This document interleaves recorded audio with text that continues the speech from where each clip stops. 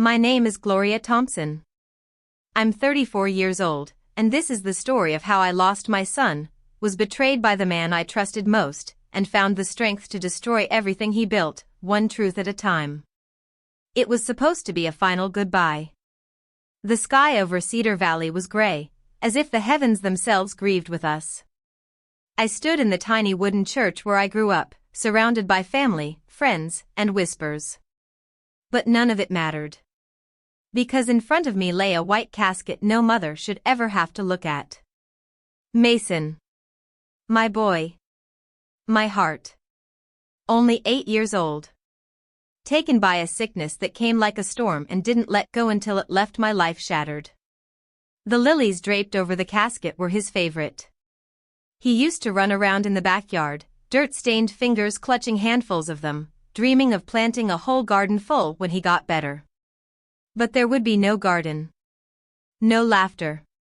No more nights of him crawling into my bed during a thunderstorm. Just silence. And the cruel, hollow ache that stretched through every cell in my body. As the pastor read verses about peace and eternity, I stared numbly ahead until my phone buzzed in my purse. A tremble shot through me. I wasn't expecting messages. I shouldn't have checked it. But something made me look. It was from an unknown number. A single photo filled the screen. Nathan, my husband, was lying back in a lounge chair, drink in hand, smiling ear to ear beside a young blonde woman in a barely there bikini. The background was unmistakable, Hawaii. The caption read, "Genesis, I thought you should know what your husband is doing today. A caring friend." The blood drained from my face. My hands began to shake, and the church started spinning. Around me, I heard whispers, people noticing my reaction, noticing Nathan's absence. And I could hear my mother's voice behind me, "Gloria, you're shaking. You have to stay calm." Calm? How could I stay calm when I was standing over our child's coffin while Nathan, the man who had promised we'd get through this together, was on a beach vacation with a woman who looked like she'd never known loss? I felt bile rise in my throat. I clutched my son's photo harder, squeezing until my knuckles went white, until I could breathe again. The ceremony ended. People came up, hugged me, offered apologies that felt like empty echoes. But the real storm was just beginning. That night, alone in our home, I walked into Nathan's office. I didn't know what I was looking for. I only knew that something felt wrong. I tore through drawers, flipped through folders, and then I found it. Mason Thompson, life insurance. $1.5 million. Originally, I had been the sole beneficiary. But that line had been scratched out in blue ink and replaced with Nathaniel Thompson. The change was made 3 weeks before Mason passed. I sat in the darkness for what felt like hours. I didn't cry. I didn't scream. I simply stared at that paper and let the truth sink in. My son was dead, and the man who should have been broken beside me was sipping cocktails while cashing in on our boy's death. The next day, I took Mason's favorite teddy bear and placed it in his grave. As I knelt in the grass, the wind whispered through the cemetery trees. A quiet voice inside me rose louder than the grief. Find the truth. Don't let this go. When I returned home, I searched again. In the back of a drawer, I found a folder labeled Shared Assets, Property Transfer. Nathan had forged my signature to transfer our vacation cabin and 2 rental homes into his name alone. Another page showed our family's boat, sold, and the money wired to an offshore account. I wasn't dealing with a grieving husband. I was dealing with a man who had prepared for my collapse. That night, as I sat curled on the couch, the doorbell rang. I hesitated, heart pounding. I opened it slowly, and there stood a young woman with frail, makeup smeared, lips trembling. "Samantha," she said. "I know you don't trust me. But Nathan lied to me, too. I have proof. Can we talk?" I stared at her, unsure whether to slam the door or scream. But the same voice from before urged me, "Don't let this go." And so, I let her in. We sat in silence for a moment. Then she opened her phone and pushed it toward me. There were texts from Nathan, promising to start a new life with her using Mason's insurance. Photos of him gambling in Las Vegas. Wire transfers to mysterious accounts. Then she opened a voice memo. Nathan's voice played clearly. Once Mason's gone, the insurance hits. We pay off the loans and disappear. Gloria will fold. She always folds. Then came Martha's voice, Nathan's mother. She's emotional, unstable. You handle the legal side, I'll deal with her father. He won't remember a thing. I froze. My father, Henry, had begun showing signs of dementia months ago. And they had used him, to manipulate legal documents while I was watching my child die? A tear slipped down my cheek. But inside, something else was rising. Not grief. Not despair. Rage. I looked Samantha in the eyes and said, then we burn them both. Samantha and I sat in the quiet coffee shop on Maple Street long after her voice memo had stopped playing. The bitterness in my throat was almost unbearable. I was staring at the proof that the man I had once promised forever to, the man I thought would crumble beside me at Mason's grave, had instead planned a getaway with his mistress, backed by money stained with our son's death. You said he lied to you, I said finally, my voice hoarse. You didn't know about the insurance? She shook her head. Not at first. He said he needed time to deal with grief, but then he ghosted me. I found the casino debts, the messages to loan sharks. He was never grieving. He was scheming. I studied her face. There was pain there, real pain. Not the kind a mistress fakes to manipulate, but the kind a human carries when they realize they were just a pawn. A sick sense of irony settled in me. Two women, both betrayed by the same man, now seated across from each other like survivors of a war neither signed up for. I drew in a slow breath. I need more. If I go after Nathan, it has to be airtight. I won't give him a single chance to slither away. She nodded. I have someone. His name's Alex. Used to be a paralegal before his firm downsized. He knows how to dig into financials. Then she hesitated. But we'll need someone with legal muscle too. I looked down at the table. Peter. Who? Our old family lawyer. He worked with my father for decades. If anyone can help untangle this mess legally, it's him. By sunrise the next morning, we were seated in Peter Rourke's office, an old, dusty room above the Cedar Valley bookstore that smelled like pine and coffee and ink. Peter, silver-haired with eyes sharp as glass, scanned the documents laid out before him with increasing tension tightening his jaw. When he spoke, his voice was grave. Gloria. This isn't just betrayal. This is criminal conspiracy. My chest tightened. Can we stop him? Peter nodded. Yes. But you're going to need to be smarter than him. Because Nathan hasn't just lied, he's rewritten the paper trail. He pulled out an old brown folder from his filing cabinet and opened it. When Mason was born, your father, Robert, set up a trust. A legal one. That trust includes a clause protecting any funds or property meant for Mason. And your father was smarter than any of us thought. I frowned. Wait. There's a trust? I didn't know. Peter leaned in. That's because Nathan tried to bury it. But your father made me the original executor, he didn't trust Martha or Nathan with it. Every asset intended for Mason, insurance, properties, even stock investments, was sealed under his name. And I still have the original, notarized copies. I sat back, stunned. A wave of cautious hope crept into my veins. So all those transfers are illegal, Peter finished. Forgery, fraud, and theft. The tears I'd been holding in finally spilled over. I wiped them quickly. We take this to the police? Peter paused. Not yet. First, we gather everything. If we go in half prepared, Nathan will twist the narrative, just like he's already tried to do.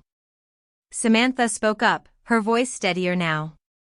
Then let's get every piece. Alex can check the financials. I'll get the rest of the recordings. Peter nodded. And I'll prepare a case file strong enough to make a federal prosecutor's jaw drop. What followed were the longest 7 days of my life. Samantha and Alex scoured phone records, banking data, GPS pings. Peter pored over legal files, insurance records, and the buried trust papers. I stayed up night after night, combing Nathan's office, discovering things I never wanted to find: emails to loan sharks, cash withdrawals during Mason's final hospital stay, and messages to Martha outlining their timeline for liquidating assets. But the worst was a voicemail I had somehow missed. Mason's too weak to know what's going on, Nathan's voice sneered. Let him rest. We'll deal with the rest once he's gone. I can't keep pretending forever. I shattered my phone that night.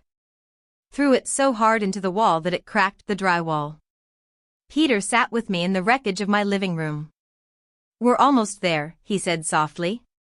One more meeting. One final confrontation. And then we take it all down.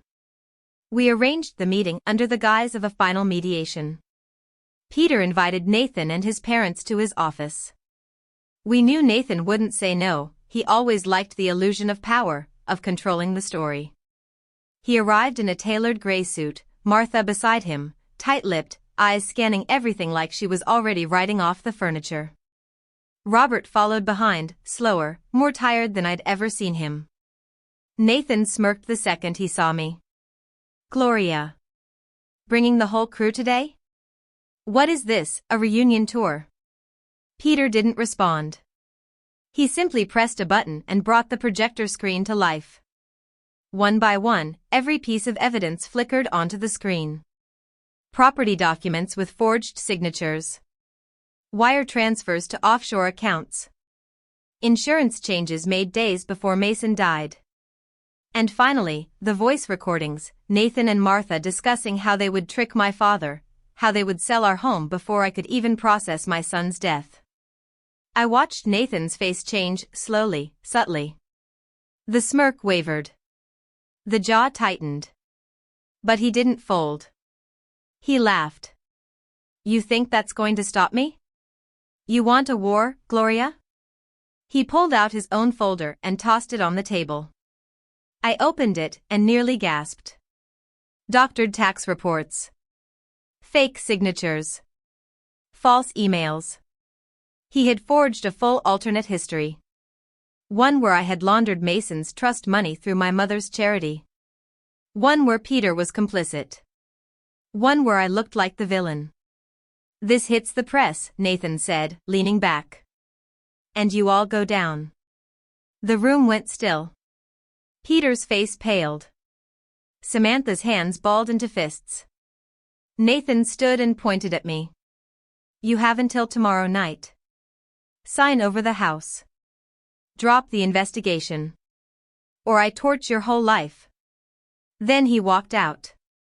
Martha turned and sneered. Still think you're the clever one? I sat in silence as the door slammed shut. We had lost. But only for now. Because I wasn't done. And neither was the truth. I sat in Peter's office long after Nathan and his parents had left, the fake documents still spread across the table like a storm had torn through our lives. The room was silent except for the soft ticking of the old brass clock on the wall, but inside me, chaos churned like a hurricane.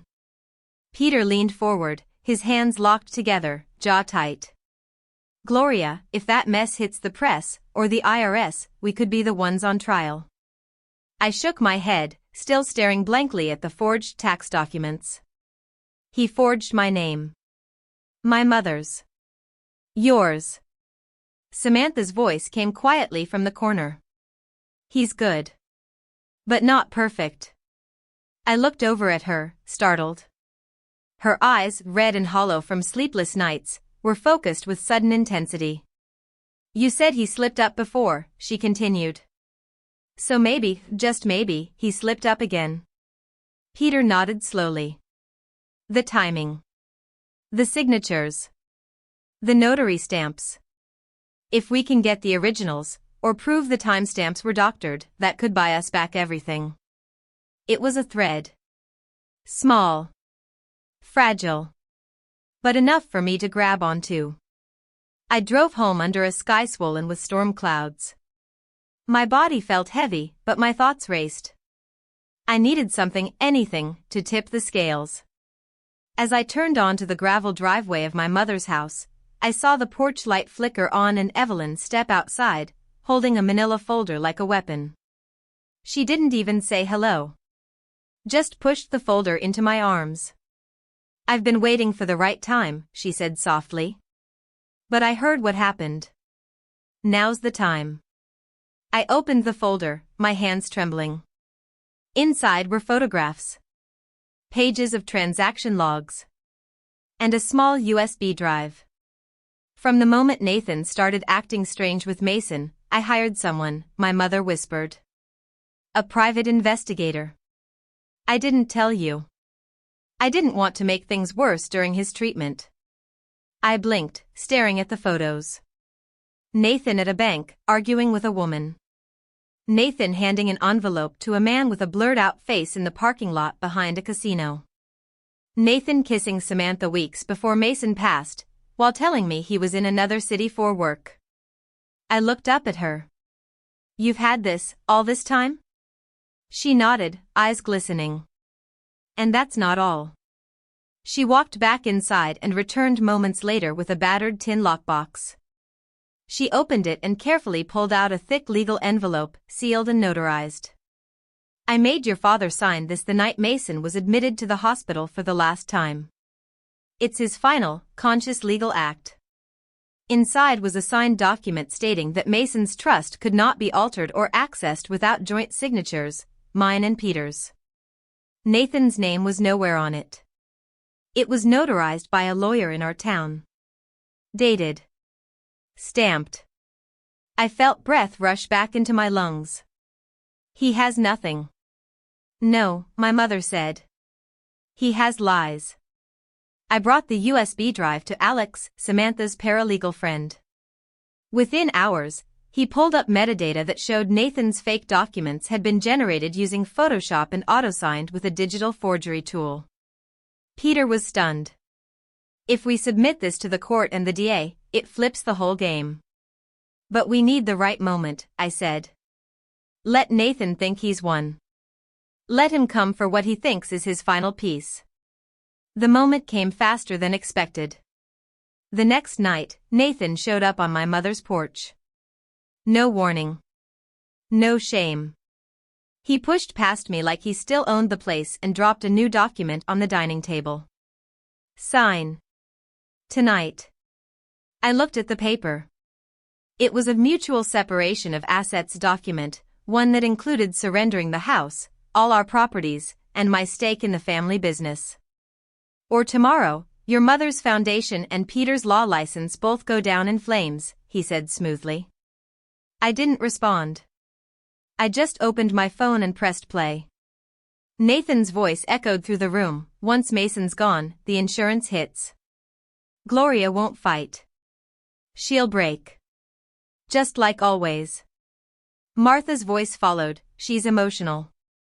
We'll hit her when she's weak. Nathan's eyes went wide. His face paled. You recorded me? No, I said coldly. You recorded yourself. Samantha stepped out from the kitchen, holding the second recorder. And now it's all admissible. Every bit of it. Nathan lunged forward, but he didn't get far. The sheriff stepped through the front door behind him, flanked by 2 FBI agents. Nathaniel Thompson, you're under arrest for conspiracy to commit fraud, insurance fraud, and document forgery. Martha, who had been waiting in the car, was dragged in moments later. She screamed the moment the cuffs clicked. This isn't real. She set us up. I stood there in the center of the kitchen, Mason's teddy bear still sitting on the shelf above the stove, and I felt nothing. No joy. No vengeance. Just a strange, calm silence. The agents took them away. Peter arrived an hour later, carrying a file of documents we had prepared together. "I've already submitted everything to the DA," he said. "Your father's signature, the trust verification, the metadata. We're pressing formal charges. They're going away, Gloria. For a long time." I finally sat down, my knees trembling. "I didn't want revenge," I whispered. "I just wanted to protect what Mason loved." Peter nodded. "You did. And now you've protected more than just Mason. You've protected your name, your father's honor, your mother's life's work, and every child who'll benefit from that trust going forward." I closed my eyes, and for the first time since the funeral, I felt Mason with me, not in pain, not in memory, but in peace. The trial began on a brisk spring morning, when the cherry blossoms had just started blooming along the sidewalks of Cedar Valley. Their soft pink petals fluttered to the ground like confetti, but the air in the courtroom was heavy, thick with tension and unfinished grief. I sat on the front bench, dressed in black again, not for mourning, but for war. Mason's small teddy bear was in my purse, tucked safely against my side. My mother sat beside me, her hand resting gently on mine. On the other side was Peter, straight-backed and sharp-eyed. And behind us?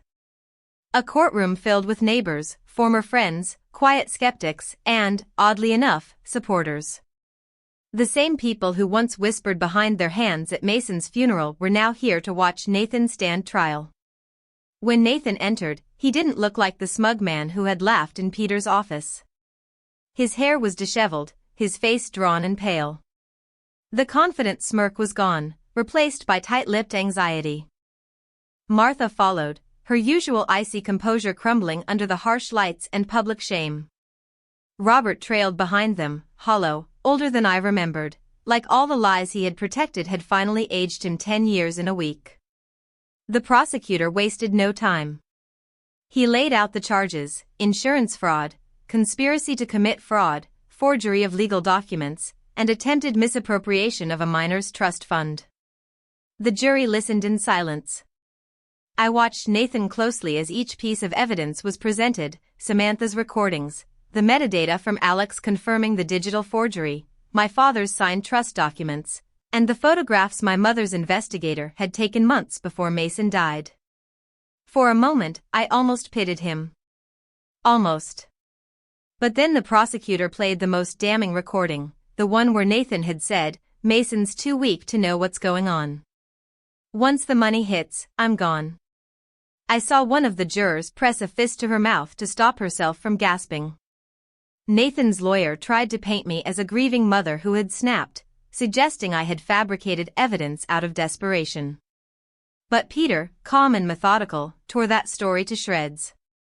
No grieving mother, he said during his final statement, would have the presence of mind to create a fake trust document with a third-party notary, hire a private investigator 6 months before her child's death, or secure legal filing stays before being dragged through a sham mediation.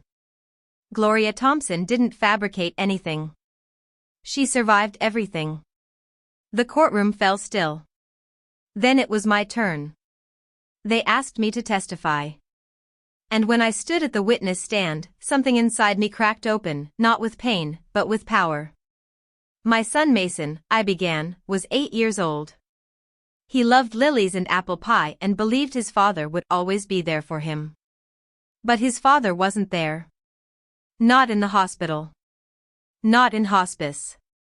Not even at his funeral." I turned my gaze directly toward Nathan. Instead, he was drinking cocktails in Hawaii with the same woman he had sworn didn't exist. Instead, he was forging documents, stealing what little my son had left behind, and conspiring with his mother to destroy my family. But Mason deserved better. And this time, I didn't fold. Nathan's face was stone. But his hands were clenched tightly on the table, the only crack left in his failing armor. When I stepped down, Peter whispered, "That was the knockout." It was. After 3 days of testimony, cross-examination, and witness accounts, including Robert, who finally confessed and admitted to helping Martha and Nathan forge signatures, the jury returned their verdict. Guilty. On all counts. Martha gasped. Nathan looked like he'd been punched in the gut. Robert simply wept. The judge, a tall, no-nonsense woman named Judge Carrington, stared down at them with a fury that surprised even me. "You didn't just commit fraud," she said. "You desecrated the memory of a child. You exploited grief. You corrupted trust. And you did it with arrogance and premeditation." She sentenced Nathan to 25 years in federal prison without parole. Martha, who had orchestrated much of the manipulation, was sentenced to 18 years. Robert received a reduced sentence of 4 years in a minimum security facility for his cooperation and full confession. I didn't cry. I didn't smile either. I just stood and walked out into the daylight, letting the sunlight hit my skin for the first time in what felt like forever. A week later, Peter and I announced our next step. The full value of Mason's trust, now over $3 million, would be turned into something real, the Mason-Thompson Foundation, dedicated to helping children in Oregon battling life-threatening illnesses. The first grant went to the pediatric ward where Mason had spent his final weeks. The second to a family in town struggling to afford their son's cancer treatments. We held the first fundraiser at the community center, where people once gossiped about me, and it was packed to the walls. No one whispered anymore. They clapped. They thanked. They offered their help. Samantha didn't come. But one morning, I found a letter on my porch. "Gloria. I was weak. But you gave me a chance to do one thing right. I'm leaving town to start over, but I'll always be rooting for you. And for Mason. Thank you. Samantha." I folded the letter and tucked it inside the drawer where I kept Mason's baby teeth, his drawings, his favorite superhero socks. Samantha wasn't a friend. But she wasn't the villain either.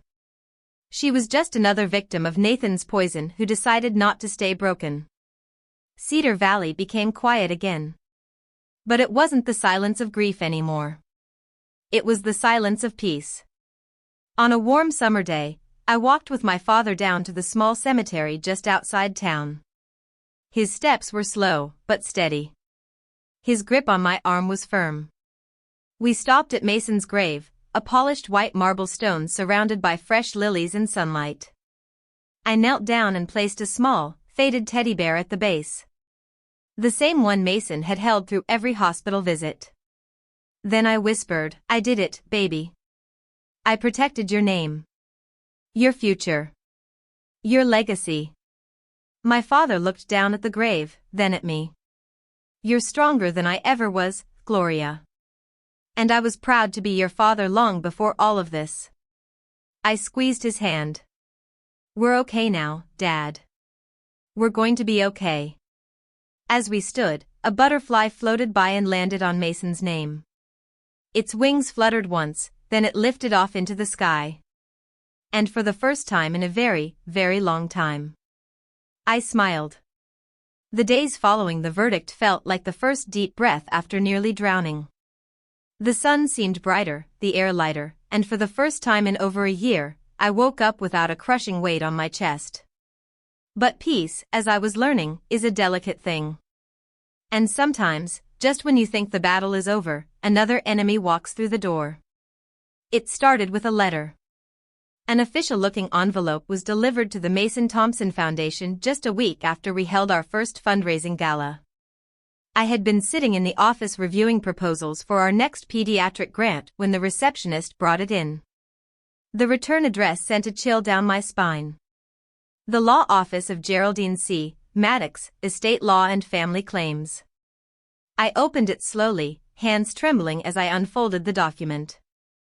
Inside was a petition. A formal legal claim filed by Nathan's half-brother, Declan Thompson, contesting the terms of Mason's trust and demanding access to the rightful share of the estate. It was a bold, cold attempt to siphon money from a dead child's legacy, by a man I'd only met once at our wedding. I stared at the paper for a full minute, stunned that anyone would have the gall. Declan had barely spoken to Nathan in years. He hadn't attended the funeral.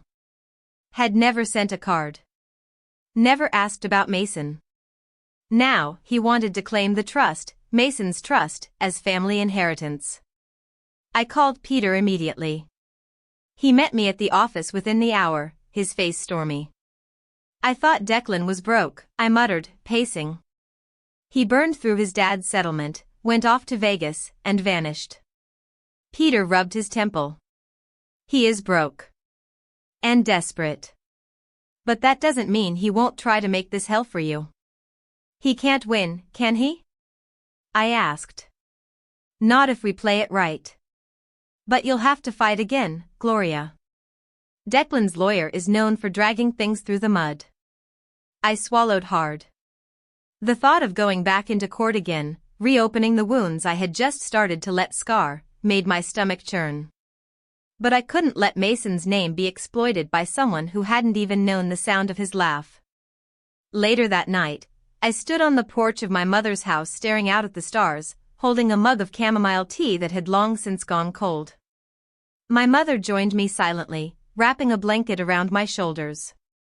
They won't stop, I whispered. They never do, she said. But you didn't come this far to surrender now. I turned to look at her. What if fighting them ruins the foundation? What if it puts everything we've built at risk? Her eyes glinted in the moonlight. Then you fight smarter. Not harder. The next day, I asked Peter to set a meeting with Geraldine Maddox, the attorney representing Declan. He warned me it was risky, but I needed to look this woman in the eye and see exactly who I was up against. We met in a neutral office space downtown, sterile and cold. Geraldine arrived in a stiff gray skirt suit, her smile more reptilian than human. Declan sauntered in behind her like he was arriving at a party. He looked worse than I remembered, greasy hair, hollow eyes, a fake Rolex hanging off his wrist. Gloria, he said, smirking as he sat across from me. Didn't expect you'd want to do this face to face. I prefer to know exactly how low people are willing to sink, I replied, voice flat. Peter gave me a subtle warning glance, but I didn't care. Geraldine opened a folder, revealing a copy of Mason's trust. It appears there are some gray areas here, she said smoothly. Given the familial ties and lack of language explicitly disqualifying extended heirs? There are no gray areas, I snapped. This trust was created for Mason and his legacy. Not to line the pockets of a stranger. Declan leaned forward, tapping the table. Come on, Gloria. You're doing the saint act. We all know you've got more money than you know what to do with now. Why not share a little with family? I stared at him.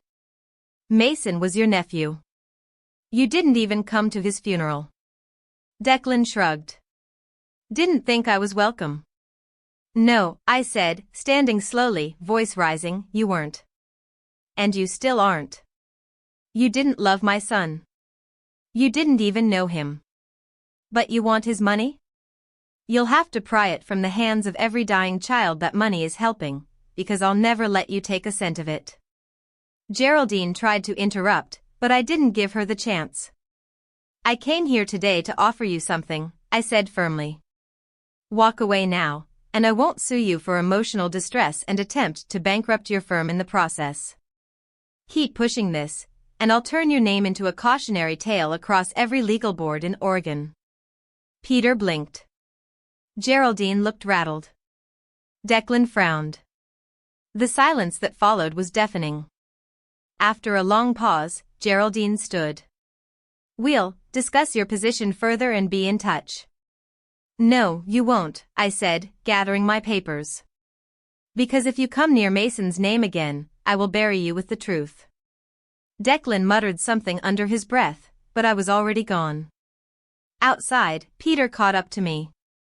You were incredible in there. I'm tired of being polite, I said. Politeness didn't save Mason. But power just might save the next kid.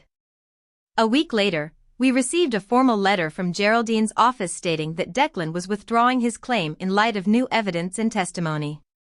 I didn't ask what testimony they meant. I didn't care. All I knew was this: Mason's name was safe. Later that month, we hosted a dedication ceremony at the hospital. A new children's wing, fully funded by the foundation, was unveiled, the Mason Room. Bright colors. Warm lighting. A reading nook with a little bookshelf and a corner filled with teddy bears. I placed one final bear on the shelf, the one he held in hospice. And as the room filled with laughter and life and hope, I knew Mason was exactly where he belonged. The letter arrived on a rainy Thursday morning. Thick paper, no return address, sealed in plain white with my name written in Nathan's handwriting. I nearly threw it away. But something, morbid curiosity or a final instinct for closure, made me open it. I took it to my mother's porch and sat with it in the dim light, listening to the storm whisper across the shingles. The paper smelled faintly of cologne I hadn't smelled in over a year. Nathan's scent. Inside were 2 pages. No lawyer's letterhead. No threats. Just his words, scrawled in ink that smudged where his hand must have trembled. Gloria. If you're reading this, it means I've accepted what I can't undo. There's no excuse for what I did. Not one. I betrayed you. I abandoned our son. And I destroyed the family I once claimed to care about. But I need you to know something before I disappear into whatever prison life I've earned. I didn't plan for Mason to die. When the insurance paperwork changed, it wasn't because I wanted him gone, it was because I was drowning. The debts, the pressure, the guilt. I made a deal with the devil. And then I became one. Samantha didn't know the whole truth. Neither did my mother. I was the ringleader. It was always me. And I'm the one who will die knowing I deserved every second of punishment. But you didn't deserve what I did to you. You were always the stronger one. There's a key in the envelope taped beneath the prison bunk.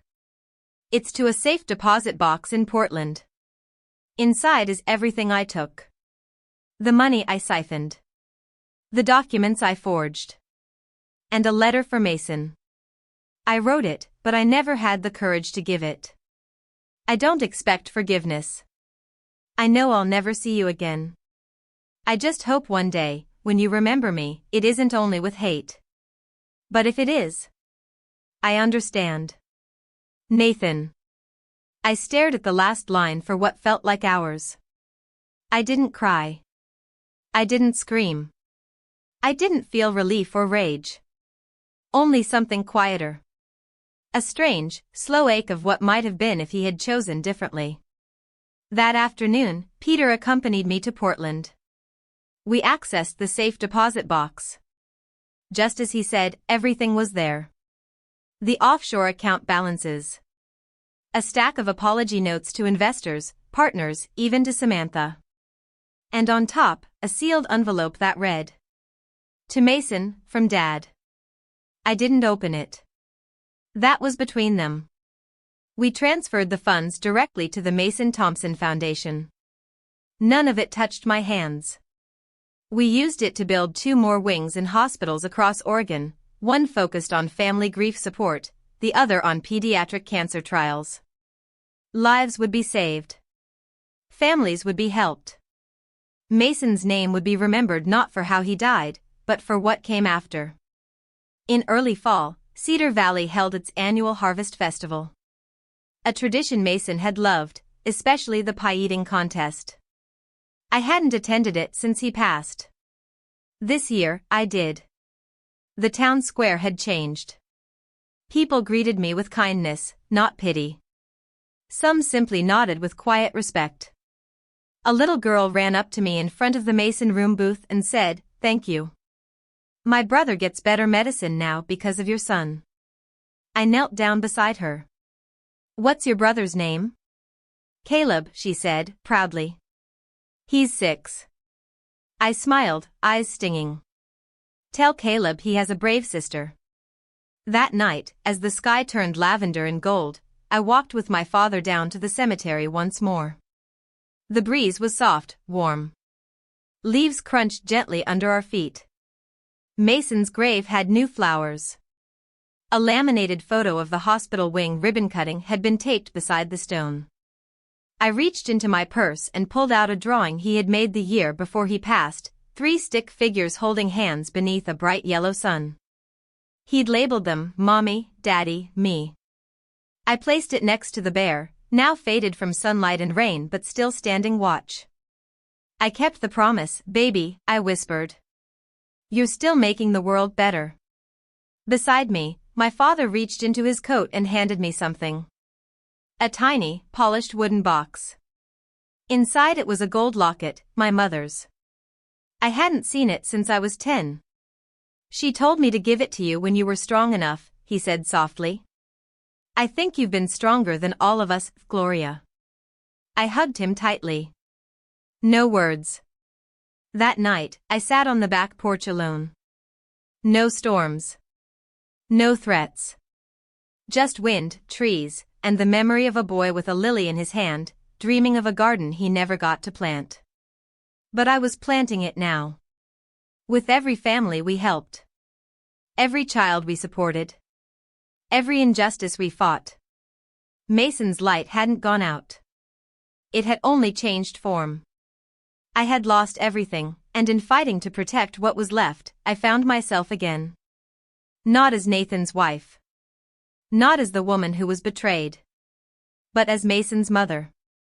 The mother who stood up, rebuilt, and never folded.